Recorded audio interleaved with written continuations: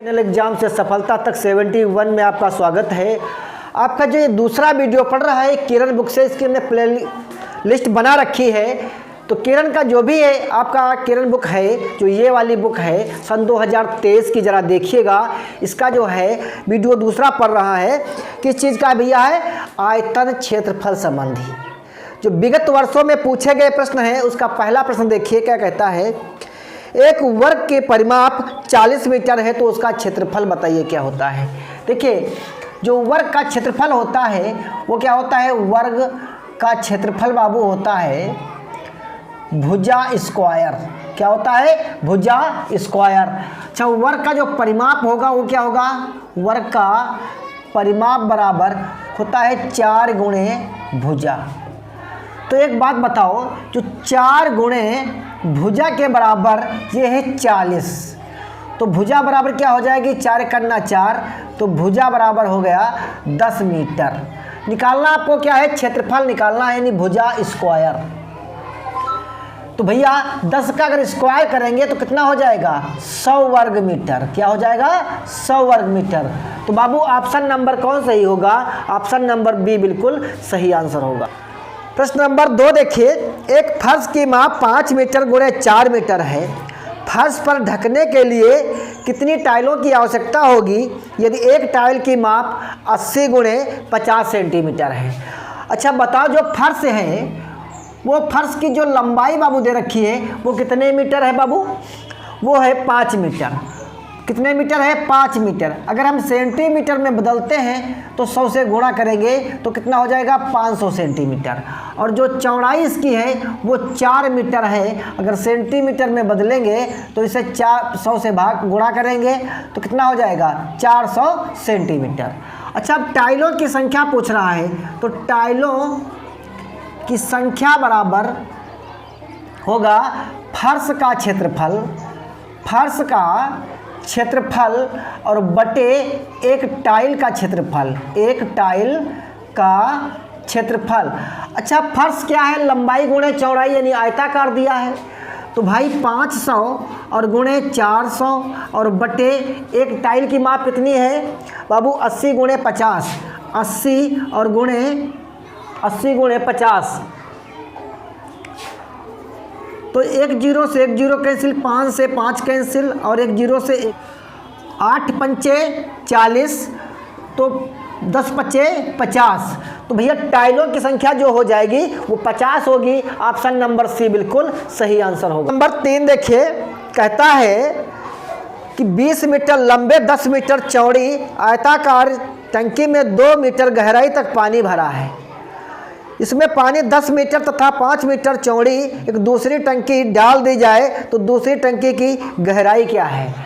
अगर लंबाई चौड़ाई अगर तीनों दे रखी हैं तो बाबू है आपका घनाकार।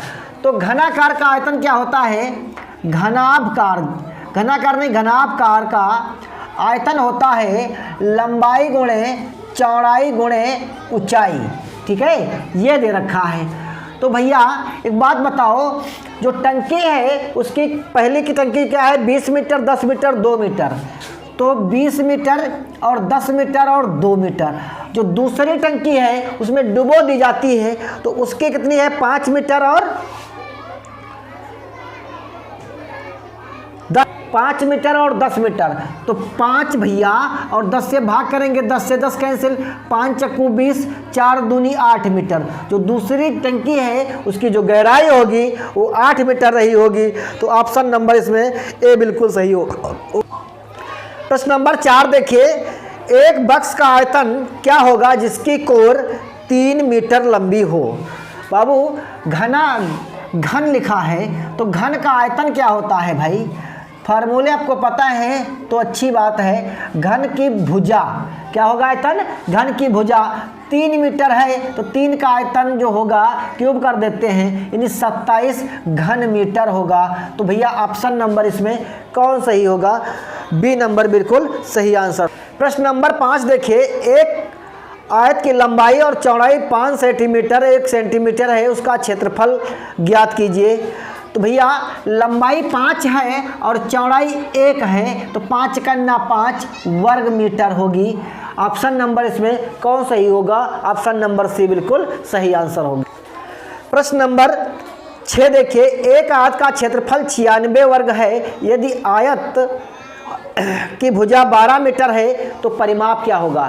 देखिए, आयत का जो क्षेत्रफल होता है वो होता है लंबाई गुणे चौड़ाई, लंबाई गुणे चौड़ाई। अच्छा, एक भुजा दे रखी है 12, क्या दे रखी है? 12 लंबाई, तो चौड़ाई निकालना है तो ये 96 है, तो 12 8 96, तो चौड़ाई हो गई आपकी 8 और लंबाई हो गई 12।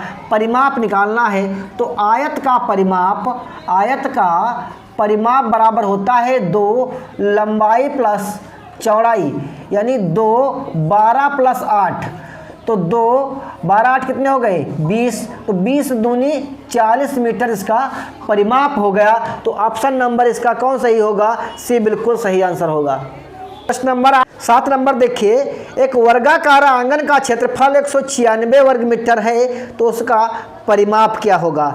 तो एक बात बताओ भैया, वर्ग का क्षेत्रफल क्या होता है? वर्ग का क्षेत्रफल होता है भुजा स्क्वायर। क्या होता है? भुजा स्क्वायर। अब देखो 196 है तो भुजा क्या मान लिया हमने? x, तो x बराबर क्या हुआ? 196 का अंडर रूट करेंगे कितना होगा? 14 होगा। अब परिमाप पूछता है तो वर्ग का परिमाप क्या होता है? 4 गुणे भुजा। क्या बाबू होता है? 4 गुणे भुजा, तो 4 गुणे 14, 14 चक्कू 56 मीटर होगा, जो आपका आंसर होगा 14 56 होगा। ऑप्शन नंबर सी बिल्कुल सही आंसर होगा। प्रश्न नंबर 8 देखिए, कहता है एक वर्ग की भुजा 50 मीटर है तो उसका परिमाप क्या होगा? तो भैया वर्ग का परिमाप क्या होता है? वर्ग का परिमाप बराबर 4 गुणे भुजा, ठीक है, 4 गुणे भुजा, तो 4 गुणे और कितना है? 50 है, तो 5 चक्कू 20 और ये 0, यानी 200 मीटर उसका परिमाप होगा। तो ऑप्शन नंबर सी बिल्कुल सही आंसर होगा। प्रश्न नंबर 9 देखिए, यदि 6 मीटर लंबाई वाले किसी आयत का क्षेत्रफल 30 मीटर है तो उसका चौड़ाई क्या होगा? तो बाबू वर्ग का क्षेत्रफल जो होता है, आयत का क्षेत्रफल, आयत का क्षेत्रफल बराबर होता है लंबाई गुणे चौड़ाई, ठीक है, लंबाई गुणे चौड़ाई। एक भुजा दे रखी है, कितनी बाबू है? एक भुजा 6 मीटर, तो 6 गुणे x, ये कितना है? 30, तो 6 पंचे 30, x बराबर 5, यानी जो दूसरी भुजा पूछ रहा है वो 5 मीटर है। तो ऑप्शन नंबर इसमें कौन सही होगा? ए बिल्कुल सही आंसर होगा। प्रश्न नंबर 10 देखिए, एक संदूक का आयतन क्या है जिसकी लंबाई 3 मीटर, चौड़ाई 2 मीटर, ऊंचाई 2 मीटर? तो भैया संदूक क्या हुआ आपका? घनाभकार।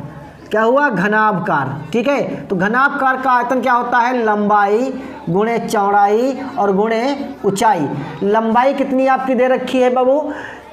3 मीटर, और ऊंचाई कितनी है? 2 मीटर, और चौड़ाई कितनी है? 2 मीटर। तो 2 दूनी 4 और 4 तियाँ 12 घन मीटर होगा इसका आयतन। तो ऑप्शन नंबर सी बिल्कुल सही आंसर होगा। नंबर 11 देखिए, एक आयत की लंबाई 5 मीटर तथा उसकी चौड़ाई की 2 गुनी है। यदि ऐसा हो तो उसका क्षेत्रफल कितना होगा? देखिए लंबाई बाबू है इसकी 2 गुनी और चौड़ाई दे रखी है 5, और चौड़ाई की लंबाई 2 गुनी है, तो बताओ ये 10 होगा ना। अब क्षेत्रफल पूछता है तो आयत का क्षेत्रफल क्या होता है? लंबाई गुणे चौड़ाई, तो 10 गुणे 5 यानी 10 पचे 50 वर्ग मीटर होगा। यही आपका आंसर रहेगा। ऑप्शन नंबर कौन सही होगा इसका?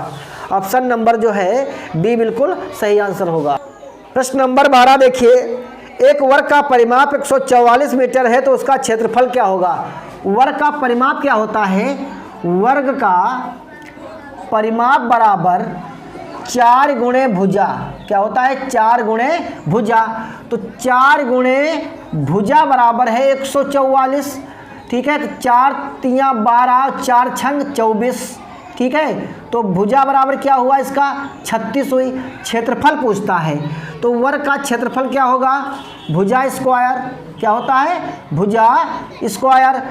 तो भैया 36 का स्क्वायर करेंगे तो कितना होगा? तो भैया कितना होगा 1296, कितना होगा 1296 वर्ग मीटर। तो ऑप्शन नंबर इसका कौन सही होगा, सी बिल्कुल सही आंसर होगा। प्रश्न नंबर 13 देखिए, किसी वर्ग का क्षेत्रफल 100 वर्ग मीटर है तो इसका परिमाप क्या होगा। तो वर्ग का क्षेत्रफल बता चुके हैं, क्या होता है, वर्ग का क्षेत्रफल बराबर होता है भुजा स्क्वायर। क्या होता है, भुजा स्क्वायर, ठीक है। तो यानी भुजा हमने मान ली x, क्षेत्रफल दिया है 100, तो x बराबर वर्ग हटाएंगे रूट चढ़ाएंगे, तो भुजा कितनी आई 10। परिमाप पूछता है तो वर्ग का परिमाप बराबर क्या होता है 4 गुणे भुजा, ठीक है। तो 4 गुणे 10 यानी 10 चौक 40 मीटर होगी, यही आपका आंसर है। तो ऑप्शन नंबर इसमें कौन सही होगा बाबू, सही आंसर होगा। प्रश्न नंबर 14 देखिए, एक मेज की लंबाई और चौड़ाई 2 मीटर है। लंबाई में किसी मेज की लंबाई और उसकी चौड़ाई 2 मीटर है, 1.5 मीटर है। इस मेज के चारों ओर एक बार तार लपेटा जा सकने वाले टैप की लंबाई क्या है। टैप की लंबाई क्या है। तो बाबू एक बात बताओ, लंबाई है 2 मीटर और चौड़ाई जो है वो 1.5 मीटर है। अब मेज के चारों तरफ अगर हम टैप लपेटते हैं इस प्रकार से, तो भैया काहे में लपेटेंगे, परिमाप में लपेटेंगे ना। तो आयत का परिमाप क्या होता है, आयत का परिमाप बराबर 2 लंबाई प्लस चौड़ाई, ठीक है। तो 2 प्लस 1.5 यानी 2 गुणे 3.5, तो 2 पंचे 10, 2 तिया 6 7, तो उसकी जो लंबाई होगी टैप की वो 7 मीटर रही होगी। तो ऑप्शन नंबर इसमें कौन सा सही होगा, डी बिल्कुल सही आंसर होगा। प्रश्न नंबर 15 देखिए, यदि किसी वर्गाकार भूखंड प्लाट का परिमाप 160 मीटर हो तो इसका क्षेत्रफल कितना होगा।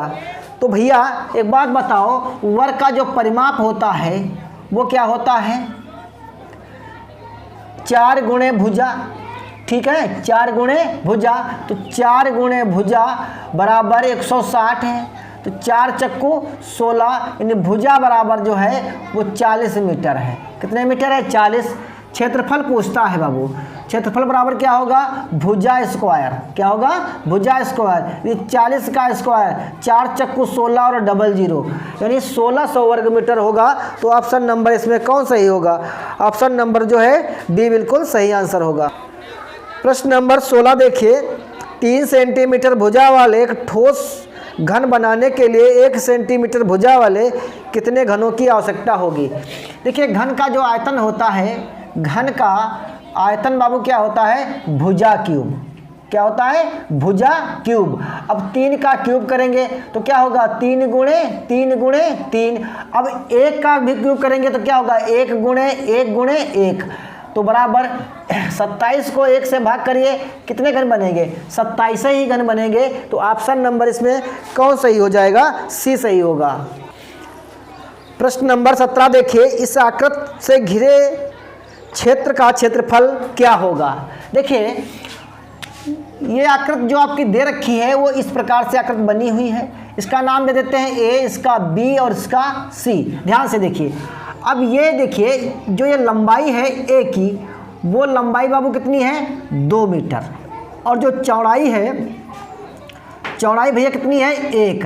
अच्छा आयत का क्षेत्रफल होता क्या है, आयत का क्षेत्रफल बराबर होता है, देखिए बी का क्षेत्रफल देखिए बाबू, तो बी का क्षेत्रफल क्या है, देखिए यहाँ से यहाँ तक जो है 1 कैंसिल हो गई, अब यहाँ से 2 कैंसिल हो गई, अब 7 से 2 ये गया और 1 इधर गया, 3 गए, तो कितना बचा लंबाई इसकी, कितनी बाबू बची 4 बची। अच्छा अब चौड़ाई की बात करते हैं, ठीक है, तो चौड़ाई की अगर हम बात करते हैं तो यहाँ से देखिए यहाँ से और यहाँ तक की जो है ये दूरी कितनी है पूरी 2, और यहाँ से यहाँ तक की है तो कितनी रह जाएगी 1, तो लंबाई गुणे चौड़ाई, तो 4 ये हो गई इसका बी का क्षेत्रफल।